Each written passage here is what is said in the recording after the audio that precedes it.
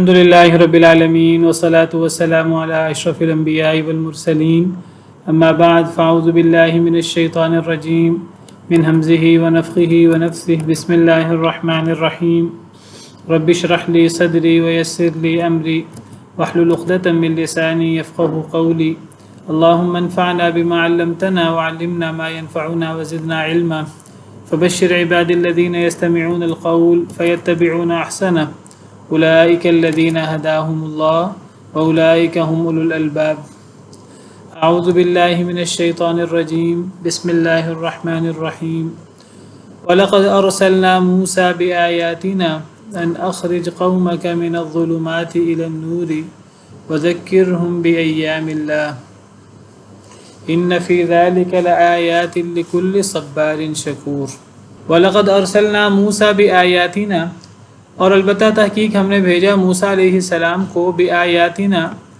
اپنی آیات کے ساتھ، اپنے معجزات کے ساتھ، ان اخرج قومک یہ کہ آپ نکالیے قومک اپنی قوم کو من الظلمات اندھیروں سے الی النور نور کی طرف، وذکرہم بایام اللہ اور آپ نصیحت کیجئے انہیں بایام اللہ اللہ کے دنوں کے ساتھ۔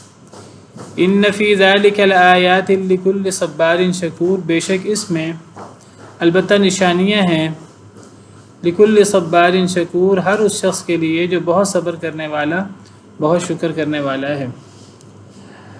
تو اللہ تعالیٰ فرماتے ہیں کہ ہم نے موسیٰ علیہ السلام کو بھی بھیجا اپنی آیات کے ساتھ۔ آیات سے مراد معجزات ہیں جو اللہ تعالیٰ نے سیدنا موسیٰ علیہ السلام کو دیے۔ اس سے مراد عصائے موسیٰ ید بیضا جو مشہور معجزات ہیں وہ مراد ہو سکتے ہیں۔ اسی طرح اس سے مراد وہ 9 نشانیاں، 9 معجزات ہو سکتے ہیں جو اللہ تعالیٰ نے سیدنا موسیٰ علیہ السلام کو دیے، جس کا ذکر سورہ بنی اسرائیل میں ہے، دیگر آیات میں بھی۔ وَلَقَدْ آتَيْنَا مُوسَىٰ 9 آیات بینات، وہ معجزے بھی ہو سکتے ہیں۔ تو ہم نے موسیٰ علیہ السلام کو بھیجا اپنے معجزات کے ساتھ۔ کس لیے بھیجا، کس مقصد سے حضرت موسیٰ علیہ السلام کو؟ ان اخرج قومک من الظلمات الی النور کہ آپ نکالیے اپنی قوم کو اندھیروں سے نور کی طرف۔ یعنی ہم نے پیچھے پڑھا کہ اللہ تعالیٰ نے یہ کتاب اس لیے اتاری ہے سورہ ابراہیم کے شروع میں، کتاب انزلناہ الیک لتخرج الناس من الظلمات الی النور، کہ اے نبی صلی اللہ علیہ وسلم ہم نے آپ پر کتاب اس لیے اتاری ہے تاکہ آپ لوگوں کو اندھیروں سے نور کی طرف نکالیں۔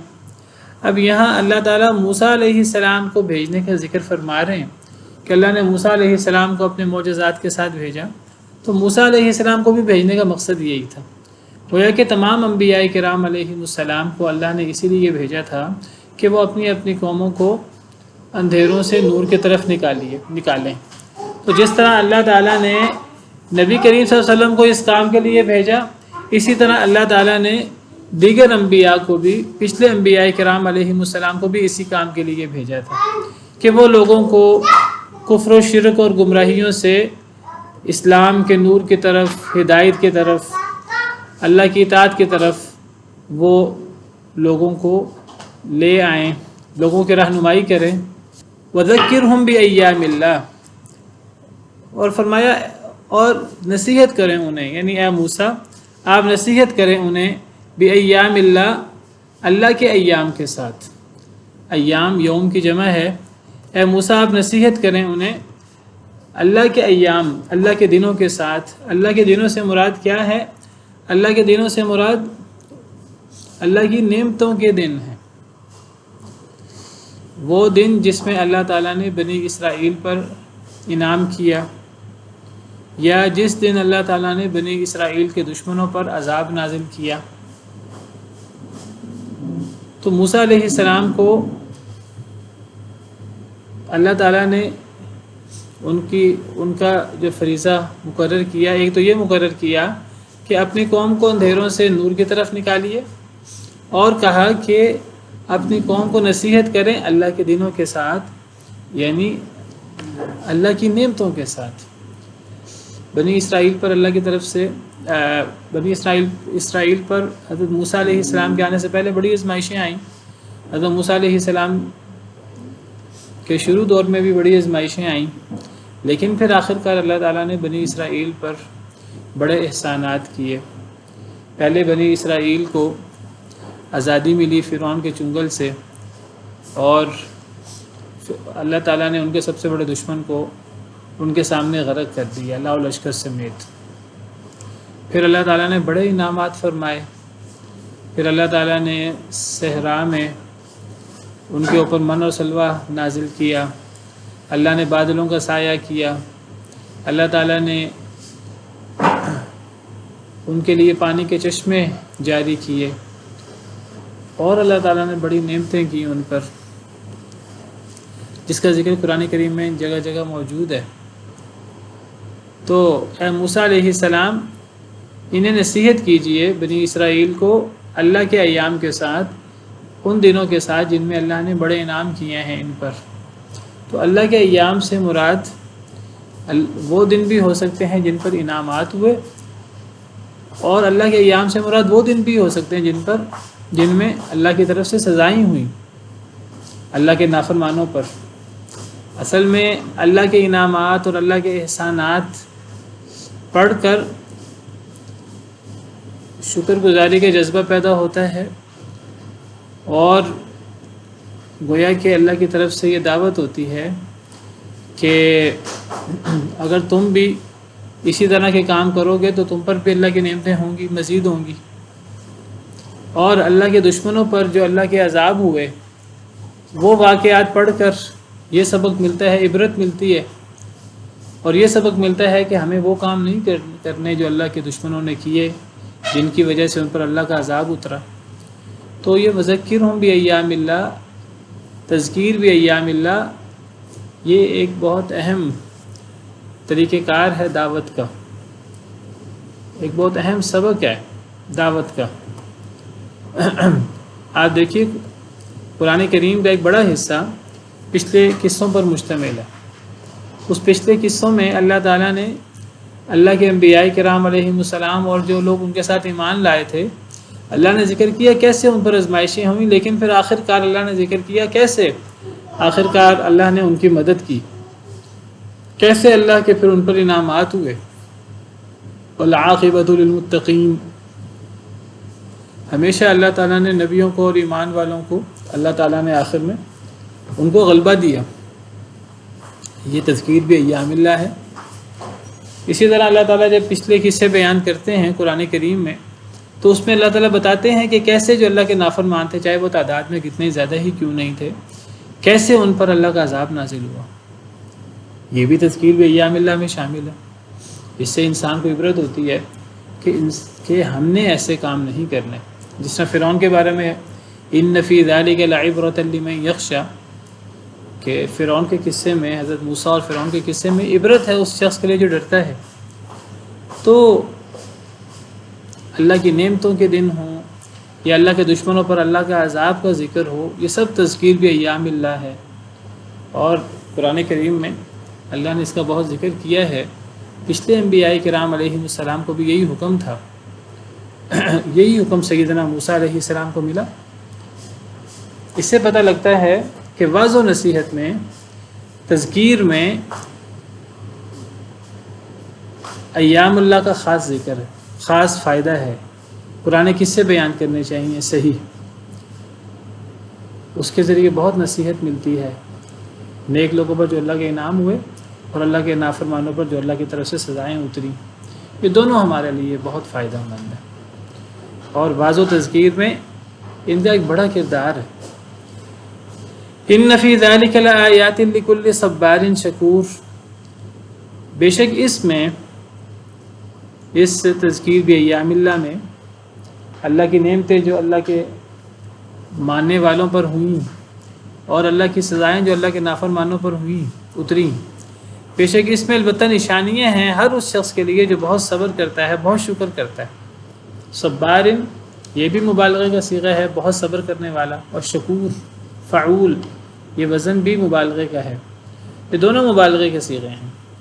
اللہ نے دو صفات بیان فرمائی ہیں کہ جن لوگوں کی یہ صفات ہوں تو ان لوگوں کے لیے اس میں تذکیر بھی ایام اللہ میں بہت بڑی نشانی ہے، بہت بڑی نشانیاں ہیں۔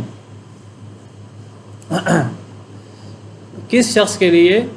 ہر اس شخص کے لیے جو بہت صبر کرنے والا ہے، بہت شکر کرنے والا ہے۔ اس کا مطلب ہے جو بہت صبر کرے گا، بہت شکر کرے گا، اس سے تذکیر بھی ایام اللہ سے اسے سبق ملے گا، اس کے لیے اس میں بڑی بڑی نشانیاں ہوں گی۔ لیکن جو صبر نہیں کرتا، شکر نہیں کرتا، اس کے لیے پرانے قصوں میں اس طرح کر کے نشانیاں نہیں ہیں، وہ ان قصوں سے فائدہ نہیں اٹھا پاتا، بلکہ وہ کیا کرتا ہے کہ وہ ان قصوں کا مذاق اڑاتا ہے۔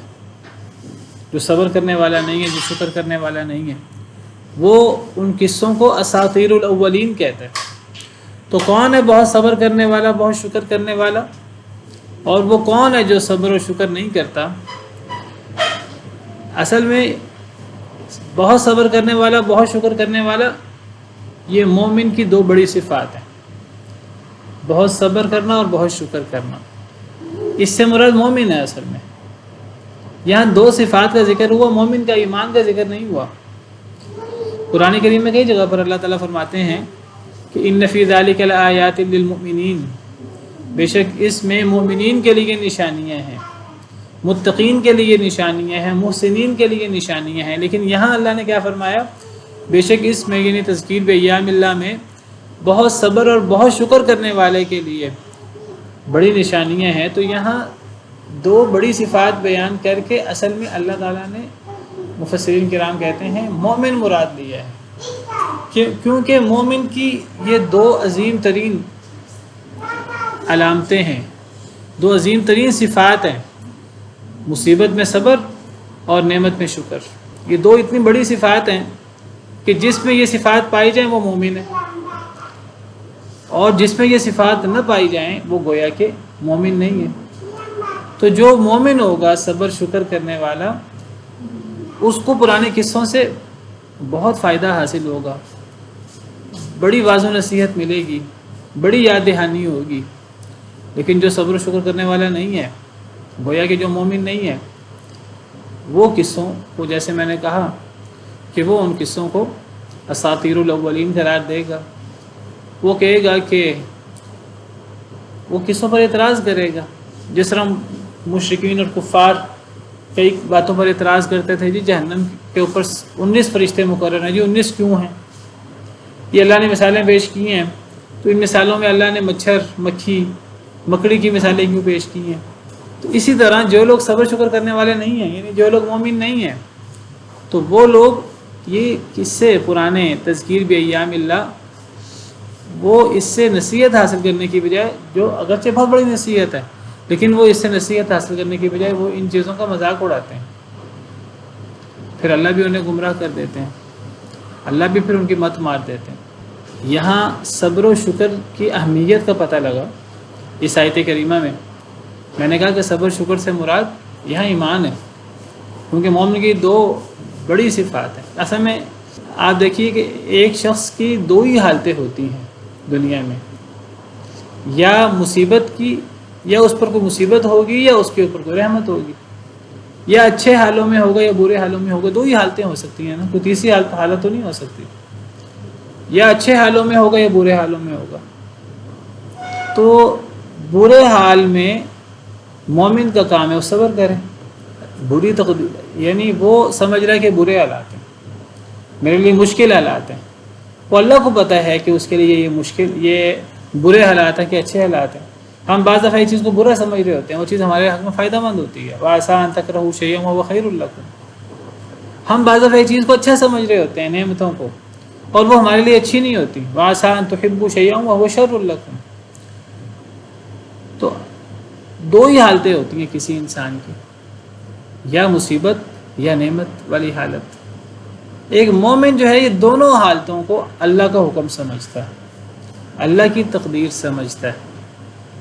ایمان کے ارکان میں آخری رکن ایمان بالقدر ہے، تقدیر پر ایمان لانا، اچھی بری تقدیر پر ایمان لانا۔ اچھی بری تقدیر پر ایمان کیا ہے؟ یہی ہے۔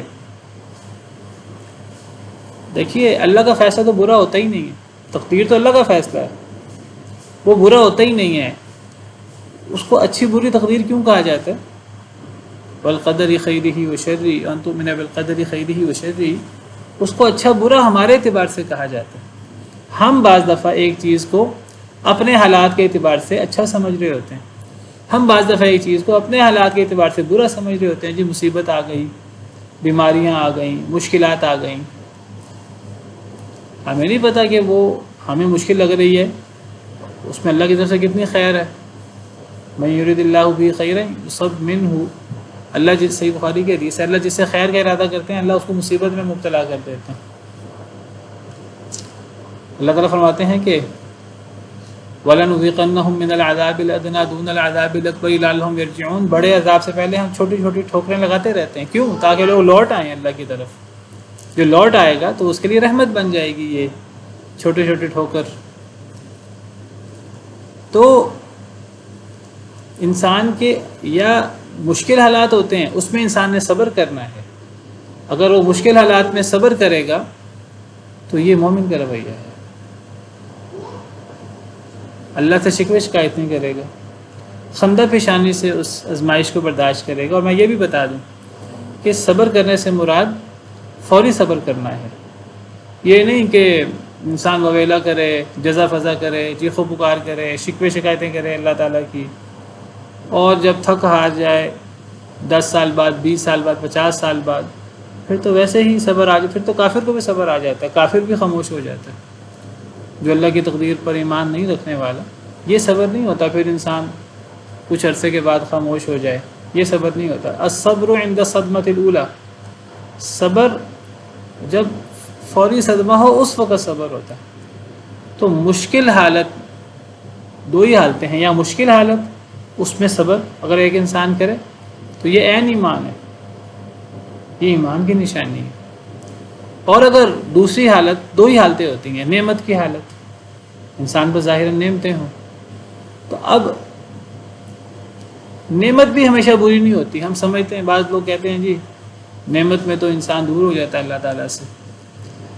نعمت ہر حالت میں بری نہیں ہوتی.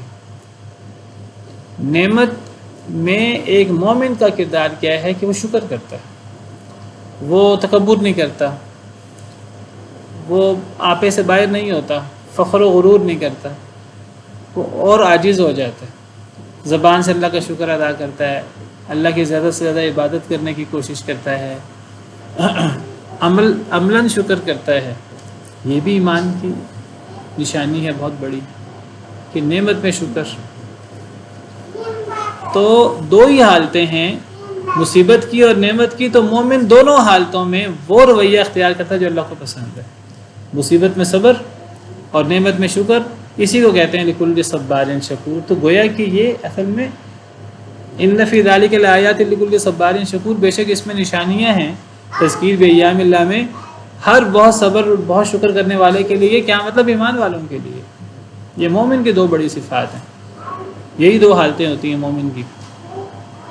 کافر کا رویہ ان دونوں حالتوں میں الٹ ہوتا ہے.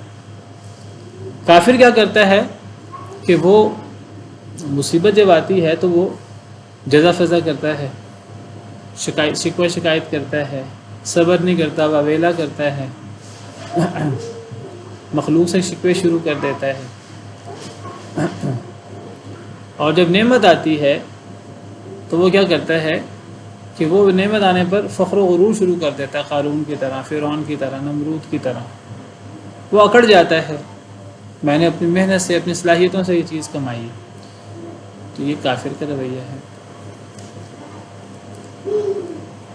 تو بہرحال مصیبت میں صبر اور نعمت میں شکر یہ مومنوں کی صفات اور بہت عظیم صفات ہیں. نبی صلی اللہ علیہ وسلم کا ارشاد ہے صحیح حدیث مبارکہ میں، نبی صلی اللہ علیہ وسلم فرماتے ہیں عجبا لامر المؤمن، مومن کا معاملہ بڑا ہی عجیب ہے. ان امرہ کلہ خیر، مومن کا تو ہر معاملہ ہی خیر ہوتا ہے. یہ صحیح حدیث ہے صحیح مسلم کی. نبی صلی اللہ علیہ وسلم نے فرمایا، صحیح مسلم حدیث نمبر 2999، عجبا لامر المؤمن، مومن کا معاملہ بڑا عجیب ہے. ان امرہ کلہ خیر، اس کا ہر معاملہ ہی خیر ہوتا ہے. مومن ہے نا، ہر اس کا معاملہ خیر ہے، مصیبت ہو تب بھی خیر ہے، نعمت ہو تب بھی خیر ہے.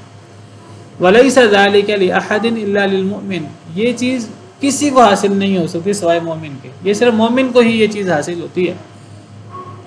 دو ہی حالتیں ہوں گی، مصیبت یا نعمت۔ مومن کا رویہ دونوں حالتوں میں اللہ کو راضی کرنے والا ہوتا ہے۔ ان اصابتہ سراء شکر، اگر اسے کوئی نعمت ملے، خوشی ملے تو وہ شکر کرتا ہے تو یہ اس کے لیے بہتر ہوتا ہے۔ وَإِنْ أَصَابَتْهُ ضَرَّاءُ صَبَرَ، اور اگر اسے کوئی مصیبت آئے تو وہ صبر کرتا ہے، فَكَانَ خَيْرًا، اللہ یہ بھی اس کے لیے بہتر ہے۔ دو ہی حالتیں ہیں، دونوں حالتوں میں مومن کا رویہ کنٹرول والا ہوتا ہے، اپنے آپ پر صبر و شکر دونوں کنٹرول کے رویے ہیں۔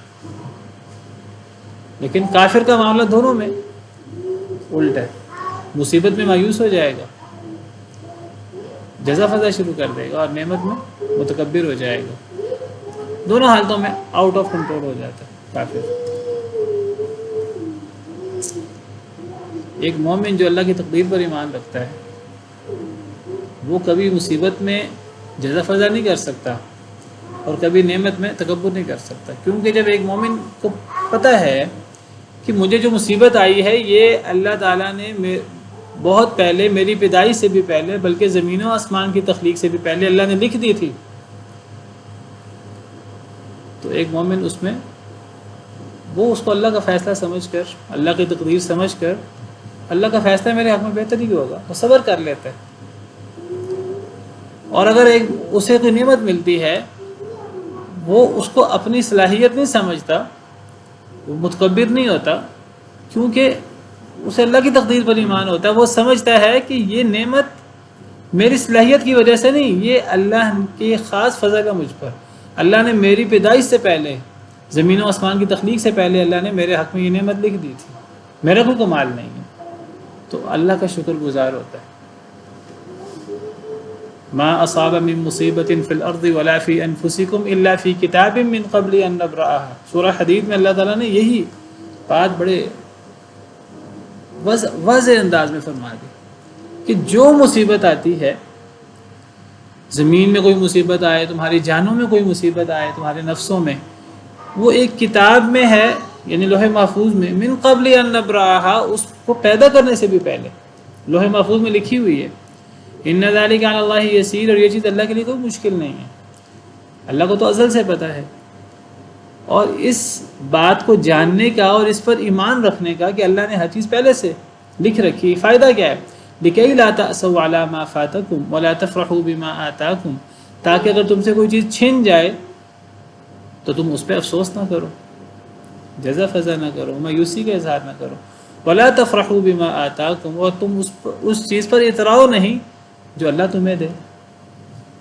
کتنے زبردست تعلیمات ہیں ہمارے دین کی، فطری اور زبردست، اور ایک مومن ان تعلیمات کے مطابق عمل کرتا ہے۔ اور یہ مسئلہ ہمارے ایمان کا ہے، یہ چھوٹی بات نہیں ہے، یہ ایمان کے 6 ارکان میں چیز شامل ہے: ایمان باللہ، ایمان بالملائکہ، ایمان بالکتب، ایمان بالرسل، ایمان بالیوم الآخر، اور ایمان بالقدر، اچھی بری تقدیر پر ایمان۔ اور جو بندہ یہ رویہ اختیار نہیں کرتا، گویا کہ اس کا تقدیر پر ایمان کمزور ہے، یہ تو ایمان کا مسئلہ ہے۔ اور یہ اللہ کا اتنا بڑا احسان ہے مومنوں پر، تقدیر پر ایمان، ہر چیز پہلے سے اللہ نے لکھ رکھی ہے۔ اگر ہمارا تقدیر پر ایمان ہو، بڑی سے بڑی مصیبت میں انسان اپنے اوپر کنٹرول رکھتا ہے اس ایمان کی وجہ سے کہ جی اللہ نے پہلے سے لکھ رکھی ہے، اور اللہ کے اس کام میں کوئی نہ کوئی خیر ہوگی۔ کافر کو یہ چیز کبھی حاصل نہیں ہو سکتی، کافر اس حسرت میں مبتلا ہو جاتا ہے، مصیبت میں، وہ کبھی اس حسرت سے نکل ہی نہیں سکتا۔ کافر کا کوئی عزیز فوت ہو جائے، اس کو صبر کہاں سے آئے گا؟ اس کو تو نہیں پتا کہ میں صبر کروں گا تو مجھے جنت ملے گی، جنت لینی ہو تو کفر ہی کیوں کرے وہ؟ لیکن ایک مومن کو مشکل آتی ہے، وہ کہتا ہے میں صبر کروں گا مجھے جنت ملے گی، اللہ نے پہلے سے لکھ رکھا ہے میرے لیے، اور اللہ میرے مخالف نہیں ہے، اللہ میرے دشمن نہیں ہے، اللہ ماؤں سے زیادہ رحم کرنے والے ہیں۔ تو یہ تقدیر پر ایمان اللہ کا بہت بڑا انعام ہے ہمارے اوپر۔ اللہ تعالیٰ نے جنگ احد کے بعد، یہ آیت ہے سورہ آل عمران کی، یا ایھا الذین آمنوا لا تکونوا کالذین کفروا وقالوا لاخوانہم اذا ضربوا فی الارض او کانوا غزا لو کانوا عندنا ما ماتوا وما قتلوا۔ اللہ فرماتے ہیں اے ایمان والو، تم نے ان لوگوں کی طرح نہیں ہونا، کفار کی طرح، منافقین کی طرح، جنہوں نے اپنے بھائیوں کے بارے میں کہا جب وہ نکلنے لگے، یا جب وہ غازی بن کے واپس لوٹے، لو کانوا عندنا ما ماتوا وما قتلوا، جب وہ لڑائی کے لیے نکلے، اگر یہ ہمارے پاس ہوتے، یہ نہ جاتے لڑائی میں، تو یہ نہ مرتے نہ یہ قتل ہوتے۔ جنگ احد میں جب نقصان ہوا تو منافقین نے یہ باتیں کہیں، یہ پروپیگنڈا کیا۔ ہم کہتے نہیں تھے مدینہ سے باہر جا کر نہیں لڑنا چاہیے، یہ جہاد میں گئے تھے تو یہ مارے گئے، نہ جاتے تو نہ مارے جاتے۔ اللہ فرماتے ہیں لِيَجْعَلَ اللَّهُ ذَلِكَ حَسْرَةً فِي قُلُوبِهِمْ، اللہ اس چیز کو ان کی دلوں کی حسرت بنا دیں گے۔ یہ حسرت ان کے دلوں سے کبھی نکلے گی ہی نہیں، کیونکہ ان کا تقدیر پر ایمان نہیں ہے۔ حالانکہ اگر تقدیر پر ایمان ہو تو اگر یہ لوگ جہاد پہ نہ جاتے، جو ان کی موت کا وقت تھا اس موت پہ تو ان کو موت آنی ہی تھی۔ اگر یہ اپنے بستروں پہ بھی ہوتے تو ان کو موت آ جانی تھی۔ تو بہرحال یہ تقدیر پر ایمان یہ اللہ کا بہت بڑا انعام ہے ہم مسلمانوں کے لیے، مومنوں کے لیے۔ اور اگر ہمیں یہ چیز سمجھ آ جائے، مصیبت میں صبر، نعمت میں شکر۔ بعض لوگ سمجھتے ہیں کہ انسان پر جو مصیبت آتی ہے اس میں صبر کرنا یہی بہت بڑی عبادت ہے، بہت بڑی نیکی ہے۔ نعمت اور نعمت میں شکر بعض دفعہ لوگ اس کو اتنا اہم نہیں سمجھتے، حالانکہ جتنی بڑی نیکی، جتنی بڑی عبادت مصیبت میں صبر کرنا ہے، اتنی ہی بڑی نیکی نعمت میں شکر کرنا ہے۔ آپ دیکھیے اللہ تعالیٰ نے سورہ صاد میں 2 جلیل القدر پیغمبروں کا ذکر کیا ہے، ایک سیدنا سلیمان علیہ السلام کا، سلیمان بن داؤد، اور ایک سیدنا ایوب علیہ السلام کا۔ ایک آپ سمجھیے علامت ہیں صبر، پیکر صبر و رضا، سیدنا ایوب علیہ السلام۔ بڑی آزمائش آئی، لمبی بیماری کاٹی، لیکن صبر کے ساتھ، حوصلے کے ساتھ۔ اور دوسرے وہ پیکر شکر ہیں، سیدنا سلیمان علیہ السلام۔ اللہ نے اتنا انعام کیا، وہ بادشاہت دی کہ اللہ نے وہ بادشاہت کبھی کسی کو دی نہیں، نہ آئندہ کبھی دیں گے۔ یعنی انسانوں پر بھی حکومت، جنوں پر بھی حکومت، پرندوں پر بھی حکومت، ہواؤں پر بھی حکومت، ہر چیز پہ حکومت، پوری دنیا ان کے سرنگوں ہے اللہ کے حکم سے۔ لیکن جتنی نعمتیں ہیں اتنا ہی شکر ہے۔ اللہ نے دونوں کی تعریف کی ہے بہت زیادہ۔ سیدنا ایوب علیہ السلام کے بارے میں اللہ تعالیٰ فرماتے ہیں ایک جیسی تعریف ہے دونوں کی، نعم العبد انہ اواب۔ یہ دیکھیے، یہ سورہ صاد میں 2 آیتیں، ایک آیت کریمہ سیدنا سلیمان علیہ السلام کے بارے میں ہے، سورہ صاد آیت نمبر 30۔ یہ سیدنا سلیمان علیہ السلام کے بارے میں ہے، وَوَهَبْنَا لِدَاوُودَ سُلَيْمَانَ، ہم نے داؤد علیہ السلام کو سلیمان عطا کیے۔ حضرت سلیمان حضرت داؤد کے بیٹے ہیں۔ نعم العبد، اللہ حضرت سلیمان کی تعریف کرتے ہیں، بہت اچھے بندے تھے۔ انہ اواب، بہت رجوع کرنے والے تھے۔ کیا خوبی ہے سیدنا سلیمان علیہ السلام کی، اللہ کی نعمتوں کی فراوانی ہے۔ اتنی نعمتیں اللہ نے کسی کو دی نہیں، نہ دیں گے، لیکن وہ شکر گزار ہے۔ اللہ فرماتے ہیں بہت نیک بندے ہیں، بہت رجوع کرنے والے ہیں۔ اور دیکھیے ہو بہو یہی تعریف اللہ تعالیٰ سیدنا ایوب علیہ السلام کی کرتے ہیں۔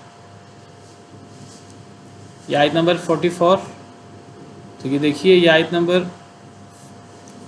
41 سے سیدنا ایوب کا قصہ جاری ہے، وَاذْكُرْ عَبْدَنَا ایوب۔ اور یہ 2-3 آیتوں کے بعد اللہ تعالیٰ فرماتے ہیں وَخُذْ بِيَدِكَ ضِغْثًا، اے ایوب اپنے ہاتھ میں ٹہنیاں لے لیں، فَاضْرِب بِهِ، ایک گٹھا لے لیں۔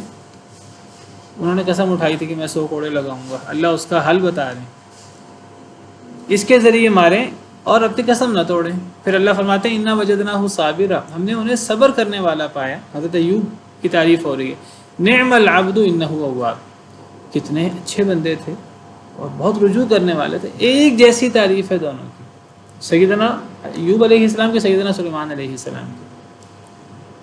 تو یہ نہ سمجھیے کہ مصیبت آئے گی تبھی انعام ملے گا، تو انسان صبر کرے تو نہیں۔ جس طرح مصیبت میں صبر کرنے پر اللہ کا انعام اور اللہ کی رضا اور اللہ کی خوشنودی ملتی ہے، اسی طرح نعمت ملنے پر بھی یہ اللہ کی رضا اور اللہ کی خوشنودی حاصل ہو سکتی ہے، بشرطے کہ ایک انسان شکر کرے، جو اللہ کا تقاضا ہے۔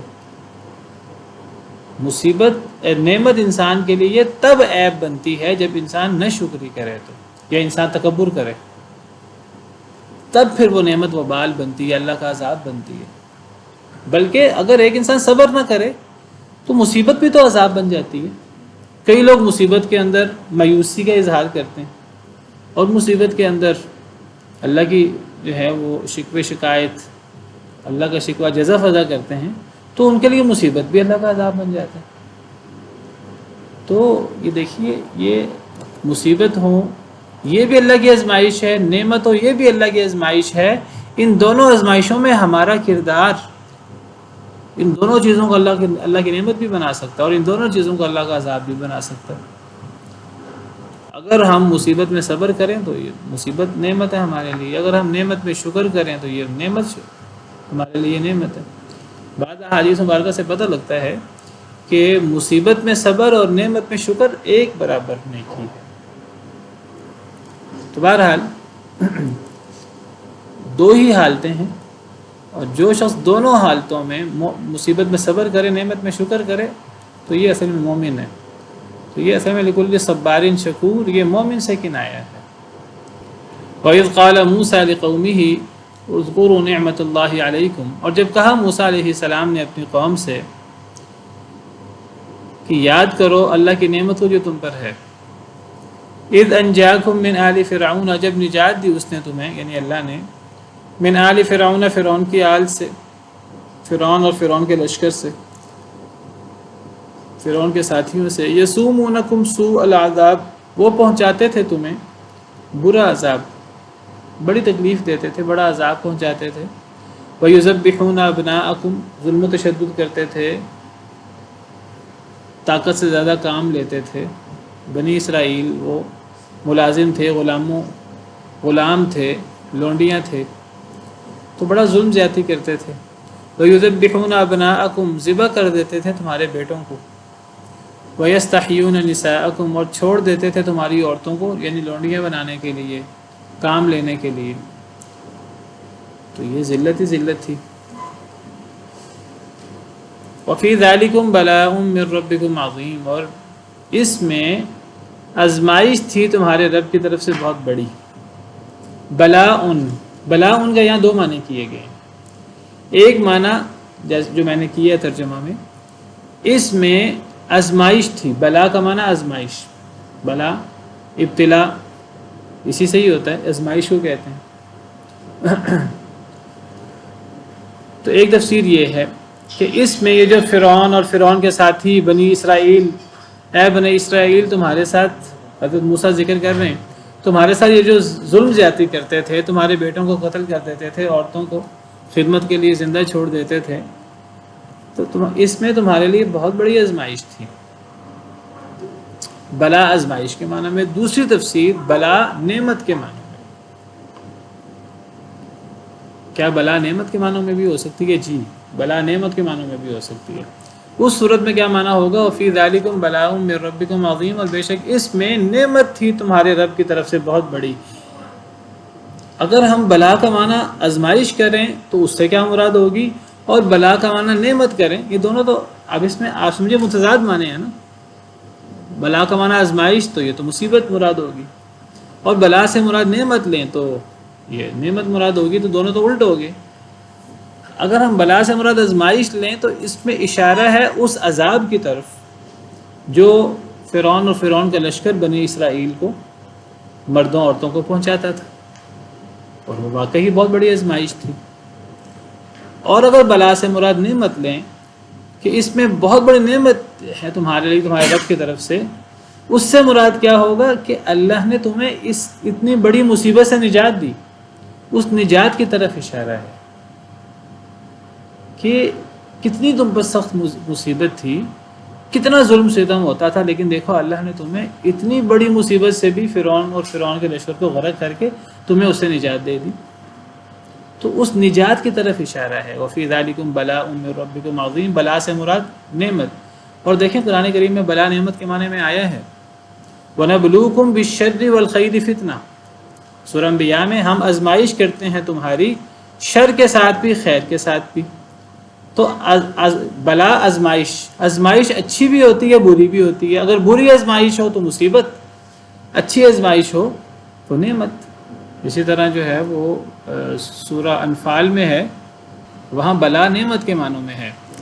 سورہ انفال میں اللہ تعالیٰ فرماتے ہیں، جی تو میں ذکر کر رہا تھا کہ یہ سورہ انفال میں دیکھیے، یہاں اللہ تعالیٰ نے بلا کو نعمت کے معنوں میں استعمال کیا ہے۔ وَلِيُبْلِيَ الْمُؤْمِنِينَ مِنْهُ بَلَاءً حَسَنًا، سورہ انفال آیت نمبر 17۔ وَمَا رَمَيْتَ إِذْ فَلَمْ تَقْتُلُوهُمْ وَلَكِنَّ اللَّهَ قَتَلَهُمْ، جنگ بدر کی بات ہو رہی ہے۔ اے مسلمانوں، تم نے کفار کو قتل نہیں کیا، وہ جو 70 جہنم واصل ہوئے تھے، 70 قیدی بنے تھے، اس پر تبصرہ ہو رہا ہے۔ تم نے ان کو قتل نہیں کیا، اللہ نے انہیں قتل کیا، اللہ کے فرشتے، اللہ نے انہیں قتل کیا ہے، اللہ نے تمہاری مدد کی ہے۔ تم اس کو اپنا کمال نہ سمجھو، اگرچہ مومنوں کے ہاتھوں سے ہی ہوا ہے یہ، لیکن اللہ تعالیٰ فرما رہے ہیں ساری اللہ کی کارگزاری۔ وَمَا رَمَيْتَ إِذْ رَمَيْتَ، اور نہیں پھینکا جب آپ نے پھینکا، وَلَكِنَّ اللَّهَ رَمَى، لیکن اللہ نے پھینکا۔ اس سے مراد وہ مٹھی ہے مٹی کی جو نبی کریم صلی اللہ علیہ وسلم نے اپنے ہاتھوں میں لے کر کافروں کی طرف پھینکی تھی، اور فرمایا تھا شاہت الوجوہ، چہرے بگڑ جائیں۔ تو یہ معجزاتی طور پر یہ مٹی ہر کافر کی آنکھوں میں گئی تھی، اور کافروں کی شکست کی ایک بڑی وجہ یہ پھینکی گئی مٹی بھی تھی۔ اللہ فرماتے ہیں اے نبی، یہ مٹی آپ نے نہیں پھینکی تھی، یہ اللہ نے پھینکی تھی۔ کیا مطلب؟ یعنی ایک انسان مٹی پھینکتا ہے تو مٹی کہاں تک جا سکتی ہے؟ 1 2 فٹ 3 فٹ، لیکن یہ مٹی تو ہر کافر کی آنکھوں میں گئی تھی۔ یہ معجزہ تھا اللہ کا، یعنی جو اس کا اثر اور اس کا نتیجہ ہوا مٹی پھینکنے کا، یہ اللہ کے حکم سے ہوا، ہر کافر کی آنکھوں میں گئی، ہر کافر کچھ دیر کے لیے اندھا ہوا، اور یہ چیز یہ بھی بڑی وجہ ہے جنگ میں فتح یاب ہونے کی۔ تو اللہ فرماتے ہیں کہ یہ اصل میں آپ کی کارگزاری نہیں ہے، یہ کافروں کو قتل کرنا ہے مسلمانوں، تمہاری کارگزاری نہیں، اللہ کا انعام ہے۔ اور پھر اللہ فرماتے ہیں وَلِيُبْلِيَ الْمُؤْمِنِينَ مِنْهُ بَلَاءً حَسَنًا، تاکہ اللہ آزمائش کریں ایمان والوں کی اپنے پاس سے بلاءً حسنا، اچھی آزمائش۔ یہ آزمائش تھی اور نعمت والی آزمائش تھی، جنگ بدر۔ تو یہاں بلاءً حسنا، یہاں بلا نعمت کے معنی میں ہے، اس کے آگے حسنا واضح طور پہ بتا رہا ہے کہ بلا یا نعمت کے معنی میں، تاکہ اللہ آزمائش کرے سے مراد یا انعام ہے، تاکہ اللہ انعام کرے مومنوں پر اپنے پاس سے اچھا انعام۔ تو بلا انعام کے معنوں میں بھی آتا ہے، تو دونوں تفسیریں صحیح ہیں۔ اگر بلا سے مراد آزمائش لیں تو اس سے فرعون، آل فرعون کا وہ ظلم زیادتی ہوگی، اور اگر بلا ان عظیم سے مراد نعمت لیں تو اس سے مراد اتنی بڑے ظلم زیادتی کے بعد اللہ کا اپنے خاص مدد سے اللہ کا بنی اسرائیل کو اس مصیبت سے دور کر دینا اور بنی اسرائیل کو نجات دے دینا، یہ اللہ کی مدد کے بغیر ممکن ہی نہیں تھا۔ وَإِذْ تَأَذَّنَ رَبُّكُمْ لَئِن شَكَرْتُمْ لَأَزِيدَنَّكُمْ، اور البتہ اور جب خبردار کیا تمہارے رب نے، اعلان کیا تمہارے رب نے، لَئِن شَكَرْتُمْ، البتہ اگر تم شکر کرو گے، لَأَزِيدَنَّكُمْ، البتہ میں ضرور زیادہ دوں گا تمہیں۔ یہاں بھی اللہ تعالیٰ وہ شکر کی بات کر رہے ہیں، اور اللہ فرماتے ہیں کہ اللہ نے یہ بات بتا دی ہے، اللہ نے اس بات کا اعلان کر دیا ہے، اللہ نے اس بات کی خبر دے دی ہے سب کو کہ نعمت میں اگر تم شکر کرو گے تو میں تمہیں مزید نعمتیں بھی دوں گا، ضرور مزید نعمتیں دوں گا۔ وَلَئِن كَفَرْتُمْ، اور البتہ اگر تم نے ناشکری کی، إِنَّ عَذَابِي لَشَدِيدٌ، تو بے شک میرا عذاب تو بڑا سخت ہے۔ وَإِذْ تَأَذَّنَ، تو تَأَذَّنَ اعلان کرنے کے معنی میں، خبردار کرنے کے معنی میں۔ بعض مفسرین کہتے ہیں کہ یہاں تأذن قسم کھانے کے معنی میں، یعنی وَإِذْ تَأَذَّنَ رَبُّكُمْ، جب اللہ رب العالمین نے اپنے عزت و جلال کی قسم کھا کر یہ بات فرمائی۔ کیا بات؟ کہ اگر تم شکر کرو گے تو میں تمہیں ضرور تمہاری نعمتیں زیادہ کر دوں گا، یقینی بات ہے۔ تو بار بار میں توجہ دلا رہا ہوں، بعض لوگ صوفی قسم کے لوگ وہ سمجھتے ہیں کہ جی بس انسان کو دنیا میں مصیبت میں اور آزمائشوں میں رہنا چاہیے، یہ نعمت میں نہیں ہونا چاہیے، نعمت تو منحوس ہوتی ہے، نعمت اللہ کی ناراضگی ہوتی ہے۔ نہیں، وہ نعمت اللہ کی ناراضگی ہے کہ جس نعمت میں انسان ناشکرہ ہو جائے یا انسان متکبر ہو جائے، انسان سرکش ہو جائے۔ کلا ان الانسان لیطغی ان رآہ استغنی، یہ والی نعمت جو ہے نا، یہ قابل مذمت ہے کہ کلا ان الانسان لیطغی، انسان سرکش ہو جاتا ہے، ان رآہ استغنی، جب وہ اپنے آپ کو غنی پاتا ہے۔ بادشاہ لوگ، صاحب اقتدار، صاحب مال لوگ اکثر متکبر ہوتے ہیں۔ یہ نعمت بہت بڑا اللہ کا عذاب ہے، نحوست ہے۔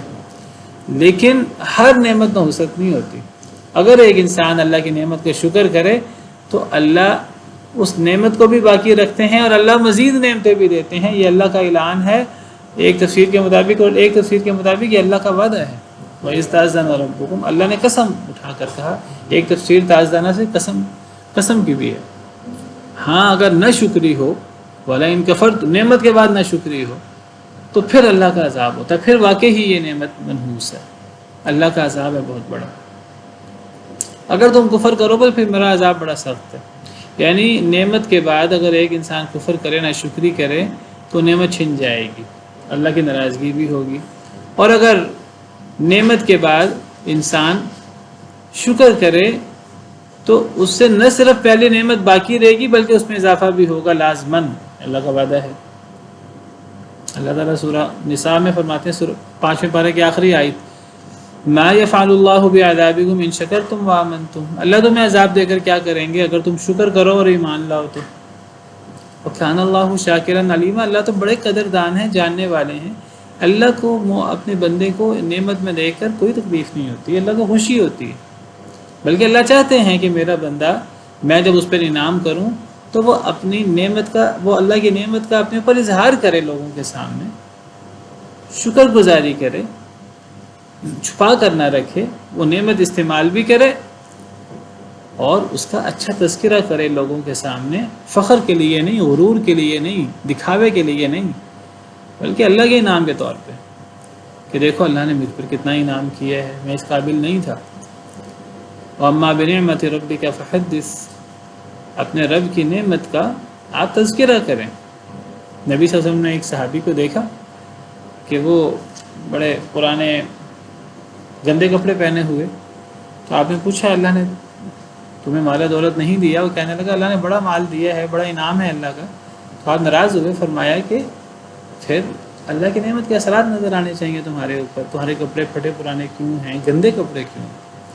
ان اللہ یحب ان یرا اثر نعمتہ علی عبدہ او کما قال علیہ الصلوۃ والسلام، آپ نے فرمایا اللہ پسند کرتے ہیں کہ اللہ کی نعمت کے اثرات بندے پر نظر آئیں، لیکن اس شرط کے ساتھ کہ وہ شکر کرے انسان۔ انہی آیات، انہی نصوص کو مد نظر رکھتے ہوئے علماء کہتے ہیں کہ الصبر صید والشکر قید، صبر کرنا، شکار کرنا اللہ کی نعمتوں کا، شکر کرنا ان نعمتوں کو باقی رکھنا ہے۔ چلیں بس آج کے لیے اتنا ہی۔